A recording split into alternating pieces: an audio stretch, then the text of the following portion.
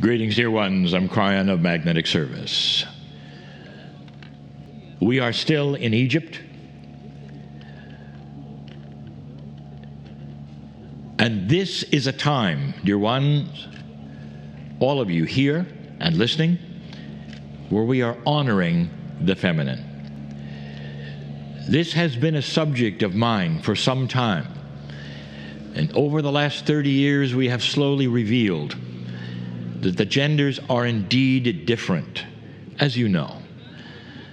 But not just thinking different. They have different tools.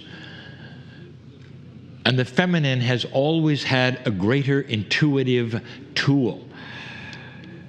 And we have told you this many times. If you take a look at the history of metaphysics, you will find the leaders and the attendees are mostly female. It seems like intuitively they are pulled to the truth of all of these things, that women have a better idea of shamanship and also of the magic of love. At this particular spot, it's called a mortuary temple of a queen, with a history to go with it that is very much like most royalty would have. All of the drama that is there. But let it not be missed upon you as you look upon this, it is for a woman. This group of 100 have just come from the Valley of the Queens.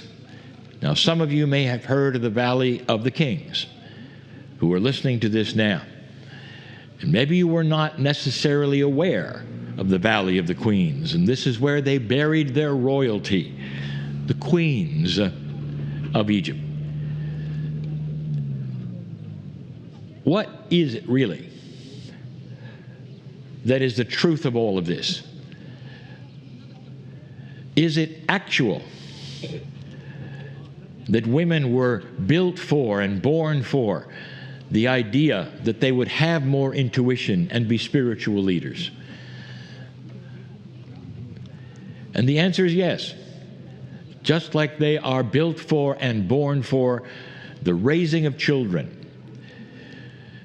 And any one of you who raises children, no matter what gender, knows the role of the mother is primary. It's not only because she gave birth or fed her child. It's because she is the one with the compassion first. She has the intuition of what the child is going through and what the child needs next.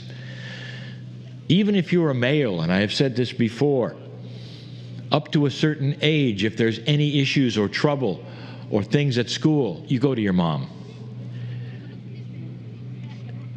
These are the tools that I speak of, and this is the honoring that we continue to speak of as we sit here outside in public on a wall I have sat on before.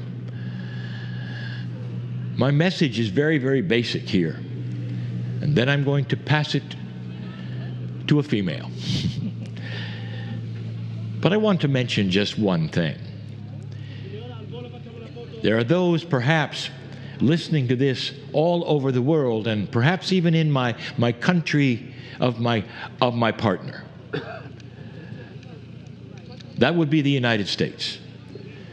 And there would be those who would listen, perhaps the first time you've heard Kryon, and you would say, well, this is all very interesting and very quaint. You're in Egypt, and that was in ancient times. Some would say, well, you know, back then they separated the sexes. You know, they have a place for the women that is separate from the men. Isn't that separatism? And so I'm just going to say it. Those who think you're in modern times and you've solved some of these problems, is it separatism or is it respect of what you see today? Let me ask you, dear American, show me the avenue of first ladies. Show me their libraries. And there are none. Because all of the presidents, although they had first ladies involved, they got the libraries. They got all the honor. And when they were gone, they were gone. And you take a look here at the respect